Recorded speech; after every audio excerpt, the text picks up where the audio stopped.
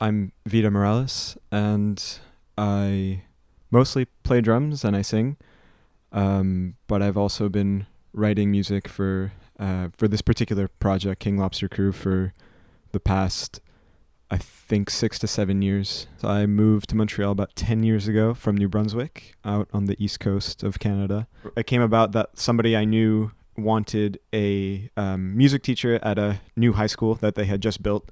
So I spent about 3 years as a high school teacher at that school and then 1 year abroad, and I moved back as of last month. I used to have a lot of fun like playing in garage bands and just playing in whatever band I guess was offered by my school at the time. By the time I had sort of exhausted that, where I was like 18 and thinking about like what it is I wanted to do after school, I just naturally gravitated towards continuing to play in bands, so I went to music school.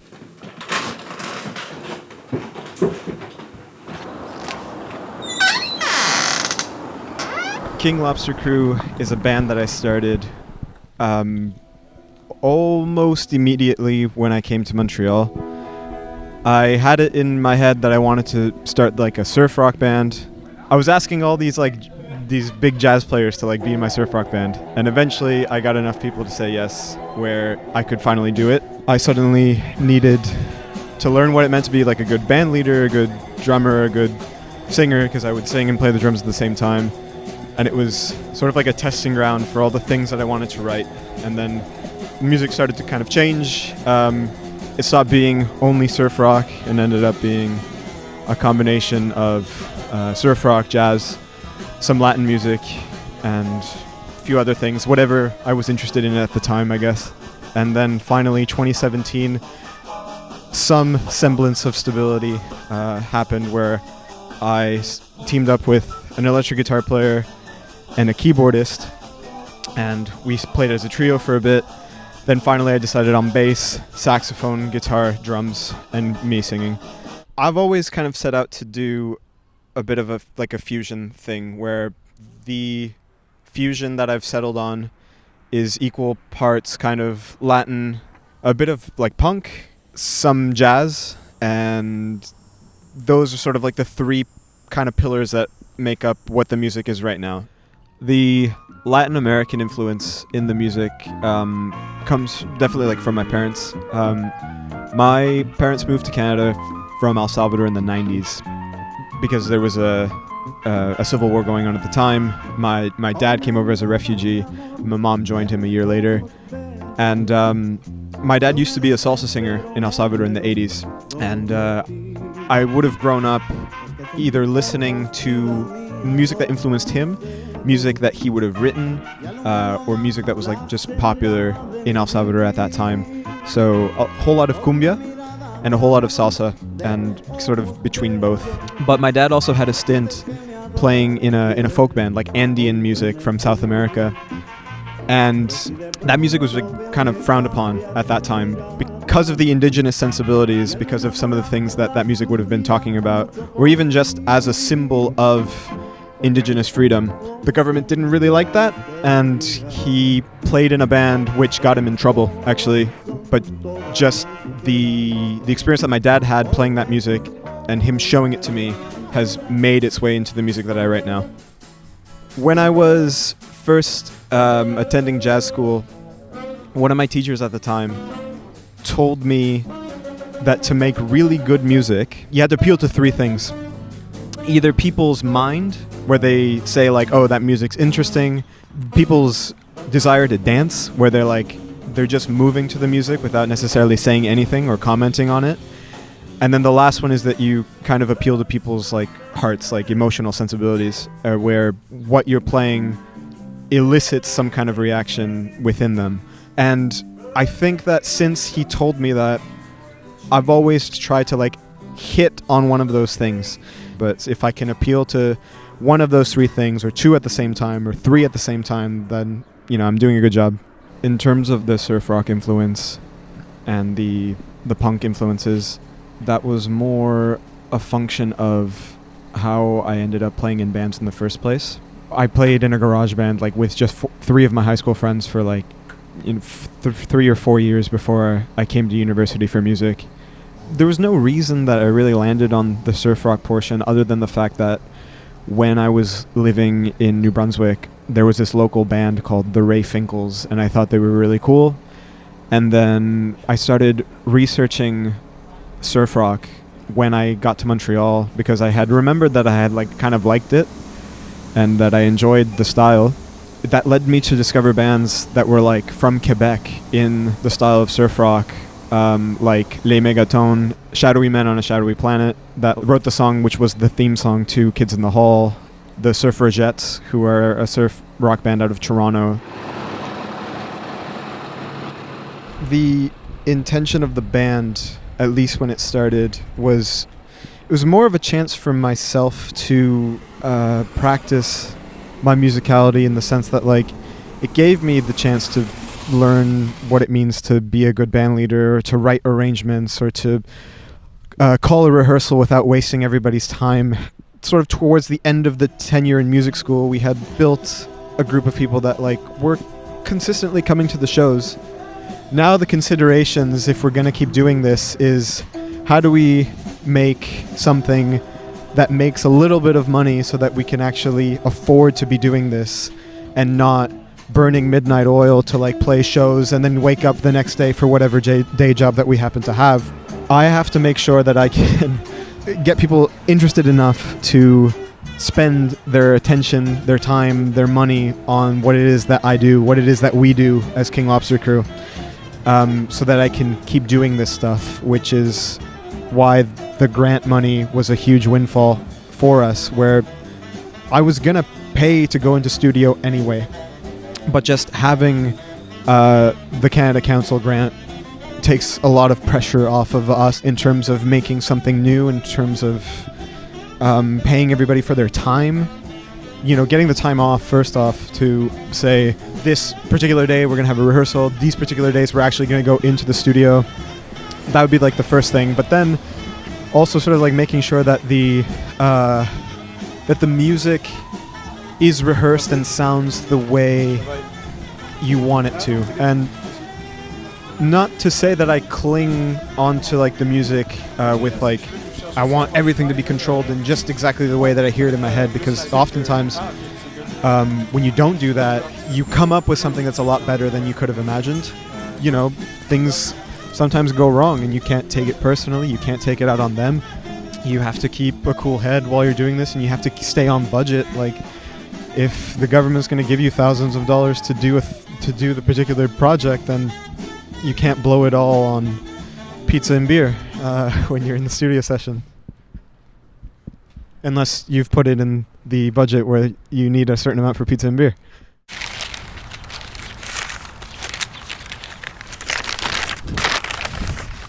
I think what I want to get out of the music, the particular outcome that I'm looking for my project at this time, is just to reach more people than I have previously.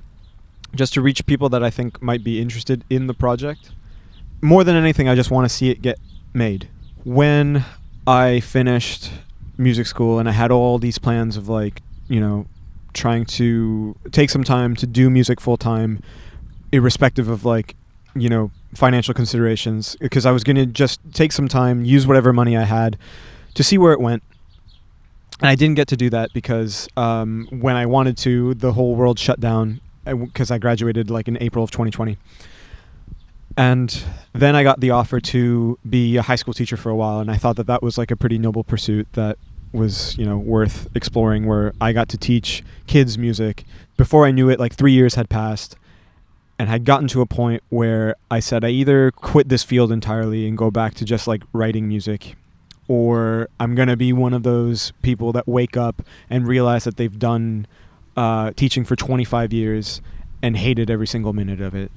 And I think for better or for worse, taking some time to be effectively unemployed to make this music is what I needed to do at this time. I think that this is like one of the few professions where like the co-workers or the people that you hire to play with you inevitably end up kind of being your friends, where like that line gets blurred, but I think that when you do play good music with your friends and everything is clicking and everything is going right, you get a feeling that you also end up chasing as well, where like just the chemistry that you have with people on stage is something that's worth pursuing. So you end up just continuing to play music in the search of those good feelings.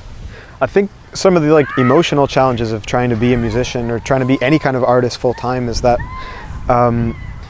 you end up taking a lot of things personally when you don't get the attention that you thought you would get, where you think the work should equate to the success, but it doesn't really end up being that way because nobody owes you anything, especially in the arts.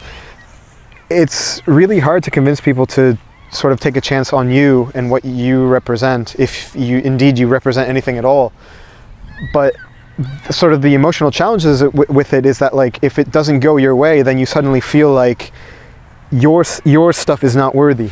It's front loaded, where you're putting all this effort in, nobody gives a shit, and then one day they do, and then suddenly everything else starts going well for you because people have decided that your thing is worth it.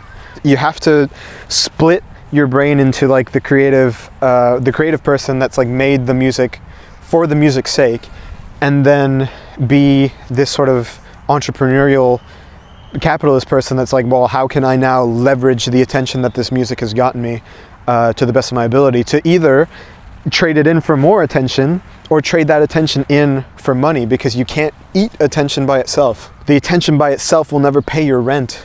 I think if you're wanting to get past those particular insecurities, you have a few things that you can do, one of which is probably just like practice your instrument or practice your craft, to give you that sort of confidence, to know that in acquiring new skills, you now have a better product to show today than you did the day before. I think it's just the value of that confidence that's going to come through in whatever it is that you end up making afterwards. If you can see some actual tangible progress that you've made in a particular area of your music, beyond getting better at your particular craft to inspire confidence. I think the other thing is just remembering that unlike any other trade, what is and isn't good in music isn't really up to you. I mean, you can have an opinion on it, you can make judgments on your own playing or somebody else's, but once it's out of your hands and it's out there in the world, I think just being detached from any one outcome is sort of key as you work to get better at what it is that you do by your own metrics. If you come to every project with the mentality of this is what I can do in the moment, this is where I'm at, but I am working on getting to a different place, who can begrudge you for that? That's what we're all doing at the end of the day. Even the people that we think are like just the most magnificent players, I'm sure they go home and they get frustrated that they played a bad show or what they thought was a bad show, and they work on, patching up the holes in their own playing. I think that's the only thing you can do. The way I've been feeling when I know that the music is like really, really good has been sort of this feeling of I'm only thinking about how the song itself is sounding in contribution with the other people. And most of the time, if the music is going really well, I'm celebrating the small successes of the people that are playing music with me, where like I have a big stupid smile on my face because they've played an incredible solo, or they hit the same punch that I did without us having to like determine it earlier, or somebody in the audience is encouraging, like egging us on or something. There's a sort of jovialness to it. And I've played a lot of gigs where like I've just been fucking nervous the whole time because I was like worried that if I messed up then I would never get hired again, or people would want their money back or whatever else. But when things go well, you've realized that you've brought the music to the level where you thought you could, and it's as you thought it should be and more. When you record music, you suddenly have to treat the studio environment as another instrument, if that makes sense, because there's so many things that you can do in a studio environment that are difficult to replicate live, and kind of vice versa. But now I think I want to try to do stuff that's just a little bit more intellectual, but maintain that sort of like jovial energy. The first album, some of it was like finished in like the guitarist's kitchen. You know what I mean? Like we were doing vocals in a dining room, and there's a lot to be said for DIY. I think that it can create a lot of cool energy, a lot of intangibles that end up being on the final product, but I just think that there is a type of maturity that we've all kind of gone through that will probably mean better songwriting or better playing, better arranging. I don't know. I'm really excited actually, because like I said, I was just going to front the cash to do this because I had saved a chunk of change when I was a teacher in the school system, and I gave it all up to try to do things like this. So I'm really excited about the project, obviously, but I'm also really fucking nervous that, I'm suddenly having to play or wear all these hats. The difficulty is like striking a balance between all of it and coming out with something that people actually want to hear, that they want to spend time listening to, if it is that I end up doing this past age 27 or not. So yeah, I'm super nervous, but I'm also really excited to show where I am in my career, in my craft, and all the rest of it.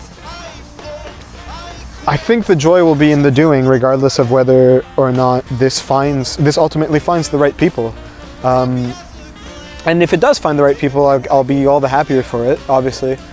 But I think it's cool in and of itself, and I hope, that I can look back on this and be proud that I was able to finish what I said I was going to finish.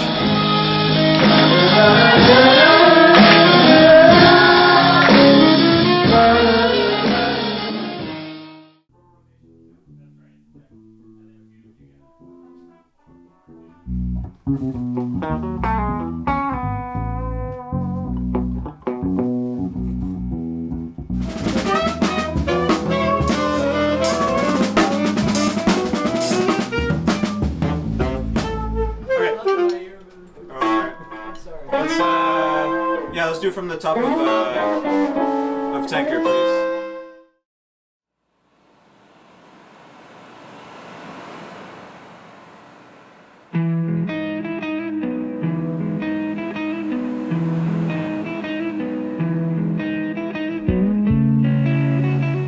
My name is Vincent Piette, or Vincent Piette. Got a bilingual name.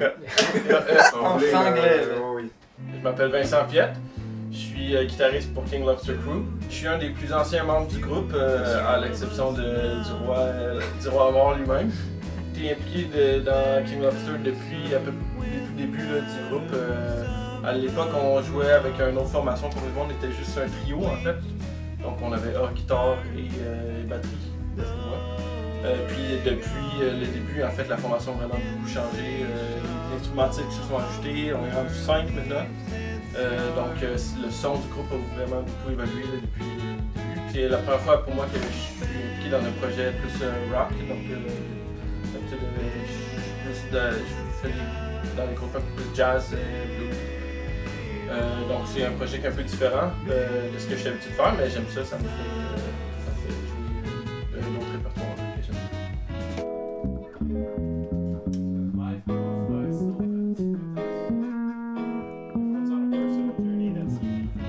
Moi c'est Félix, je joue de la basse électrique pour ça fait quand même quelques années là, que je sais, genre, je me souviens plus, 5-4. Pas mal quand justement l'ancien membre du band, Manu, qui jouait plus de l'autre, il a quitté. Il fallait que je remplace sa main gauche. Ouais. Avec mes deux bras. Il a fallu qu'on engage 2 musiciens pour remplacer. Ouais, c'est ça, c'est ça. Je suis vraiment content de quand ça sonne le band, justement avec les propositions qu'on a eues avant. Je suis confiant qu'en studio ça va vraiment bien sonner. Ouais. Là, tu peux cut au footage de nous en studio dysfonctionnel. Ouais, c'est ça. C'est ça, là, c'est la première fois que Vita il fait comme un arrangement à 2 sax. Là, puis j'aime ça, je dois dire. Je vois avec cette formation-là. Je trouve que ça rock vraiment. Puis, ouais, ben, comme ça fait une couple d'années qu'on joue ensemble, on commence à avoir une bonne chimie. On commence à se prouver ensemble.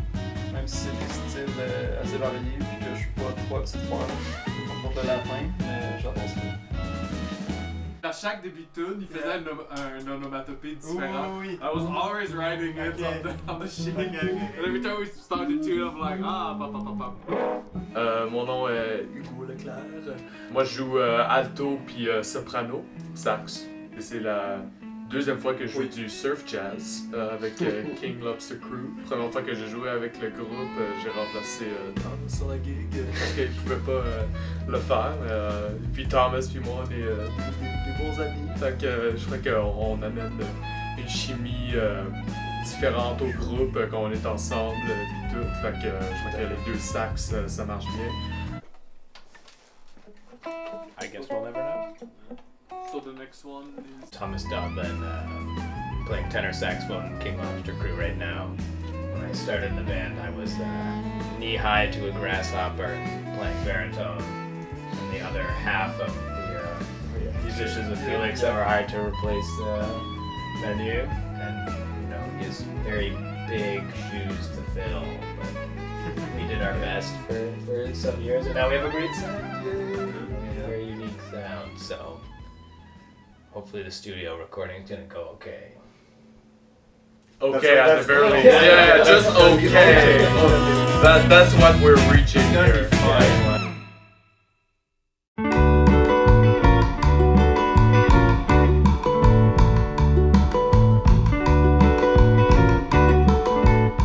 So today we're doing 4 songs, my favorite things, which has been done a million times.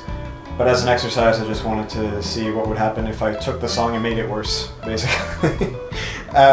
Just the harmonies are less complex, but the energy is really cool. And I guess just as a statement, again, growing my jazz chops has felt to me at times like I'm hitting my head against the wall. Like there were definitely times I never felt like I was ever actually getting any better at jazz. But on the record, I guess now I have like an example of like, what if I don't care? And I just make it as chaos and nonsense as possible.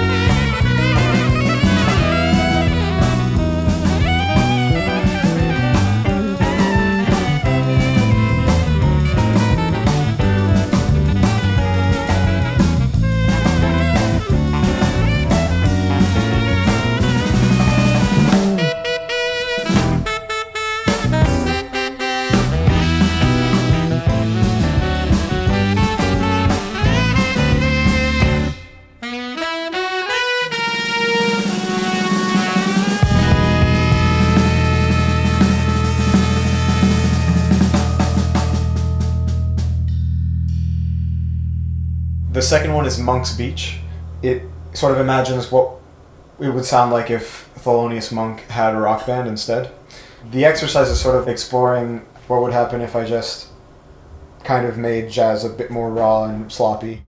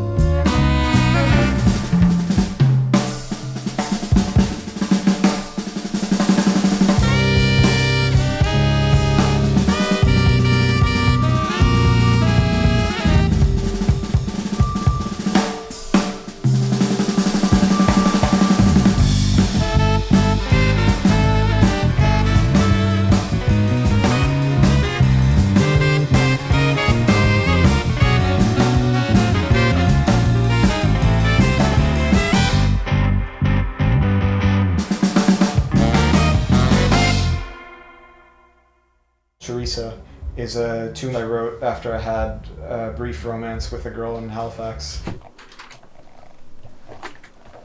After having read this, I knew that I needed to write a song about it because, it's pretty intense. It says, I visited her at Christmas, and it just says, "Merry Christmas, Vida. I know this card won't reach you until after Christmas," because she gave it to me like on the last day that I was visiting her. But I hope it was a special one. I just want you to know how thankful I am that you reached out to me last year. There isn't a day that I don't think about you or how you are doing. Take a moment to realize how amazing you are and important you are to this world. So she wrote me that, and then after a few months later, she just completely stopped responding to me and told me very briefly, like in passing, that she had met somebody else. So I have this song, and I guess she does too now. So that's something good that came out of it. Teresa! Why?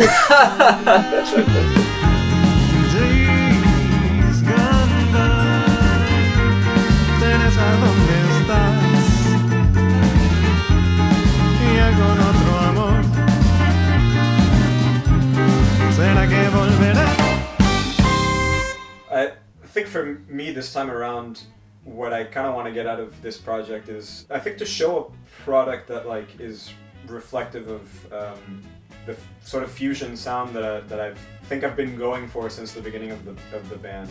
But now I think the arrangements that I've landed on, the compositions that I've landed on, sort of exist at this crossroads between my jazz training, my heritage, like like in Latin music, and then also the rock music that I grew up listening to. And I think that it's really difficult to balance a fusion sound, to actually like put all the spices in the right quantity to come up with something that sounds different. And these guys have been invaluable in actually like helping me like achieve that. So on the second take. On the third one, because the second take, the bridge entrance was perfect. Right. But the solos on the third one are better. All right, you want to go do that? I love going into the studio and putting things down on the tape. I always send them to my grandma. She loves it. Yeah, and she'll buy you more saxophone mouthpieces. Exactly. Exactly. Bright guy. Yeah. Well, I don't have a grandma.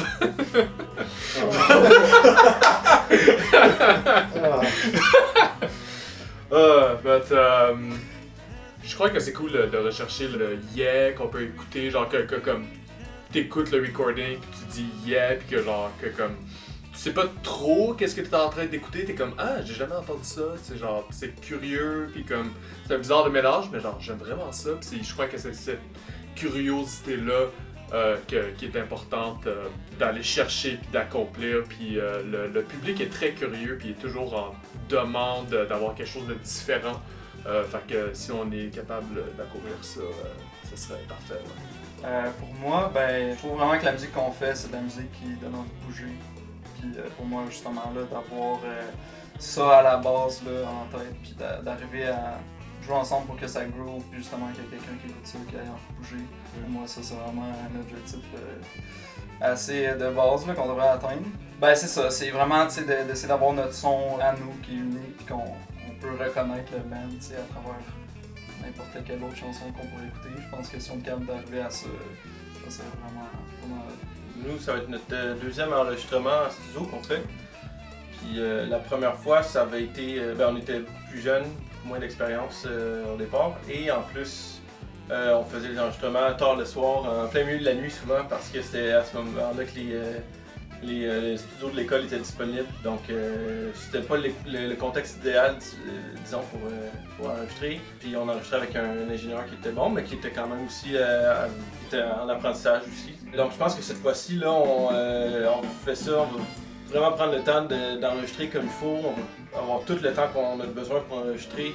Les pièces sont bien montées, le band il sonne bien, il est tight, dans un studio professionnel. Donc je pense que là, on a appris la première fois, mais cette fois-ci, on a vraiment, je pense, tous les ingrédients là, pour que ça sonne bien et qu'on ait un bon produit final. He's right. I mean, King Lobster Crew always sounded good, but now it's gonna sound great. Yeah. I mean, everybody, well, the rest of us. I thought our souls were about the same. It was like the end of the It's a huge thing that's in our favor is that we're all buddies. And we hang out. We kind of have a Grateful Dead thing going on. We're just hanging out, having a nice time together. Unlike, some random wedding band that's been assembled for one night and they don't know each other. We've been hanging out for years. So with that friendship comes kind of like a connected, mental state where we really know each other in like a personal way and in a musical way. Makes a big difference. For the most part, like, I've known all these people in some capacity for close to 10 years. Even lived with one of them in the same apartment. And I think you do get like some intangible things with the relationship that sort of like develops out of that. And I think that you can hear that when you get together and play music. For my own self, like when I'm leading the band, I do bring the compositions in and I do have an idea of what I want, but I never try to, I guess, be too forceful with some of my ideas, just because sometimes you realize that there's actually a better solution to the one that you thought of that you wouldn't have discovered if you hadn't brought it to the rest of your musicians. C'est aussi important de garder en tête qu'on est en studio puis ensemble pour faire de la musique, avoir du fun. Puis je crois que c'est important de transpirer ça dans la musique. Puis que ça soit contagieux avec le public, puis d'aller de l'avant avec ça. Moi, je pense que globalement aussi, on a vraiment toute une bonne oreille musicale, une super bonne écoute. Ça, c'est vraiment un bon avantage là, quand on joue ensemble. On est capable de repérer vraiment rapidement les choses qui sonnent pas bien puis qui marchent pas. Puis tu sais aussi, Victor, comme il a dit, là, il ne donne pas beaucoup, surtout comme pour le rhythm, il ne donne pas tant de lignes de bass précises à jouer, fait que c'est moi qui dois les créer la plupart du temps. On est un peu responsable chacun. C'est ça, fait que d'avoir cette écoute-là, ben, ça me permet de, on the fly, vraiment créer des basslines qui fit bien avec ce que le reste du band joue. Je pense que le fait qu'on ait joué ensemble depuis si longtemps, c'est ce qui fait que ça soit si facile en fait, en seulement 2 répétitions. Tout est pas mal assez droit, tout est à bonne place. Puis je pense que ça paraît parce que j'ai l'impression que si ça avait été d'autres gens qui avaient joué la même musique, ça aurait peut-être pas figé aussi rapidement. Là. Puis quand on joue avec des musiciens qui sont bons et qu'on sait qu'est-ce qu'ils vont jouer, ben, c'est facile, ça rend notre partie à nous beaucoup plus facile parce qu'on n'a pas trop besoin de se casser la tête, on connaît un peu déjà les autres. Souvent, moi, si je veux me préparer pour studio, je veux déjà 1 ou 2 choses que je sais que je vais les jouer de la même manière à chaque fois. Comme ça, je risque moins quand je suis comme déjà au studio puis que toutes les mics sont set up puis qu'on pèse sur record. Fait que moi, j'essaie de comme expérimenter un peu ici pour expérimenter moins là-bas, mais ça sent bien là. Il y a 2-3 petites choses que j'aimerais peut-être juste vérifier. En studio, des fois, ça peut être le fun de laisser Prendre des libertés. Ouais, prendre des libertés, se laisser un peu de place pour improviser, puis des fois, ça peut créer des affaires qu'on n'a jamais jouées. Beaucoup de la musique comme ça qui est quand même très bonne sur le rythme, là, faut que ça soit for sure. moi, j'aime bien que ce soit quand même assez. Mais c'est ça. Il y a toujours cette petite magie-là en studio quand même, qui est pas pareil comme en pratique. Là, fait que... The last song that we're doing today is Atomic Bomb, which is a cover. It's originally by William Onyebor from Nigeria. And when I used to work as a school teacher, I had a special needs class, which they really liked the song Atomic Bomb. And there was a little girl that would often like ask me, can I play Atomic Bomb? Because we would just sit in a circle and play djembes to the recording of Atomic Bomb. So I decided that I was gonna make an arrangement of it.